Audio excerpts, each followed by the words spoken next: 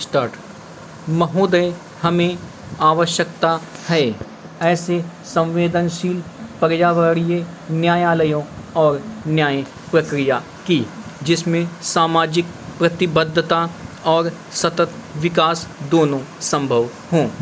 सभी प्रक्रियाओं को तेज करने, मॉनिटर करने और निगरानी के लिए एक शक्तिशाली उत्प्रेरक पर्यावरणीय लोकपाल पद्धति की आवश्यकता है जो पर्यावरण सुरक्षा के सक्रिय प्रहरी की भूमिका निभा सकें और जिसमें उच्चतम न्यायालय के अतिरिक्त अन्य न्यायालय का हस्तक्षेप न हो सके, जो राजनीतिज्ञों की पहुंच के बाहर हो।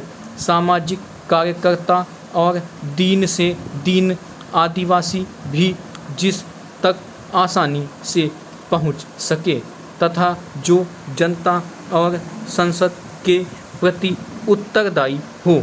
पैरा। लोकपाल पद्धति का ढांचा कार्यविधि ऐसी होनी चाहिए कि वास्तव में पर्यावरण सुरक्षा और संरक्षण तथा जीव मंडल की अखंडता बनी रहे।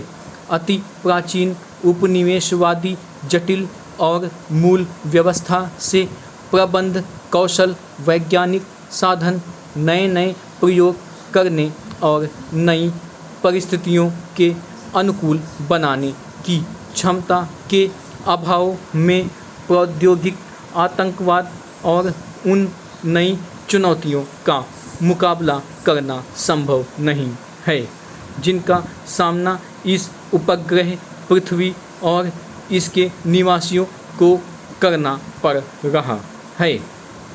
हमारी न्यायिक व्यवस्था अनेक प्रकार के संकटों से घिरी है और यदि हम वास्तव में पर्यावरण संबंधी मामलों के साथ न्याय करना चाहते हैं तो ऐसे पर्यावरणीय न्यायाधिकरणों की आवश्यकता है जिनमें विधिवेत्ता और विषय विशेषज्ञ दोनों का सक्रिय सहयोग प्राप्त हो। इससे भी अधिक आवश्यकता है एक उच्चाधिकार प्राप्त बहुस्तरीय लोकपाल पद्धति और कार्मिकों की जिन्हें कार्रवाई शुरू करने, जांच करने, निर्णय लेने, निषेधाज्ञा जारी करने के व्यापक अधिकार प्राप्त हों। यह स्वायत्त संस्था होनी चाहिए जिसमें राजनीतिज्ञों और कार्यकारिणी का हस्तक्षेप, पेचीदा नकारात्मक कानूनी अड़चनें न हों तथा कर्मचारियों को सरकारी भय और लालच प्रभावित न कर सके। इन उच्च पदाधिकारियों का चयन प्रस्तावित लोकपाल बिल के अनुसार हो सकता है तथा इनका कार्यकाल निर्वाचन आयोग के समान हो सकता है।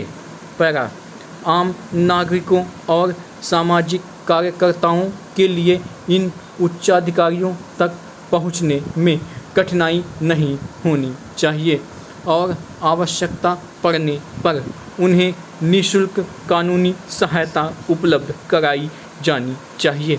सूचना प्राप्त करने की स्वतंत्रता अमेरिका के कानून की तरह स्पष्ट हो और कानून लागू करने का सांविधिक अधिकार इन अधिकारियों को प्रदान किया जाए ताकि इसके अभाव में पर्यावरणीय न्यायालय संस्था का नैतिक पतन न हो। पूर्ण न्याय दिलाना मुख्य उद्देश्य होना चाहिए, न कि केवल आदेश जारी करना। दीवानी न्यायालयों के सामान्य अधिकारों के अतिरिक्त अन्य अधिकार और कानून का उल्लंघन करने वालों के लिए दंड का उल्लेख भी इस कानून में किया जाना चाहिए। न्यायपालिका, कार्यपालिका तथा प्रशासकों सभी को लोकपाल तथा पर्यावरण न्यायालयों की सहायता करनी चाहिए। इसके लिए शायद संविधान में संशोधन आवश्यक होगा। इस विषय में सभी राजनैतिक दलों के सहमत होने के बाद संविधान कोई कठिन समस्या नहीं होगी। तकनीकी मामलों में केवल खंडपीठ पूरी तरह न्याय नहीं कर सकती। इसके लिए इस क्षेत्र में सक्रिय कार्यकर्ताओं की सहायता आवश्यक होगी।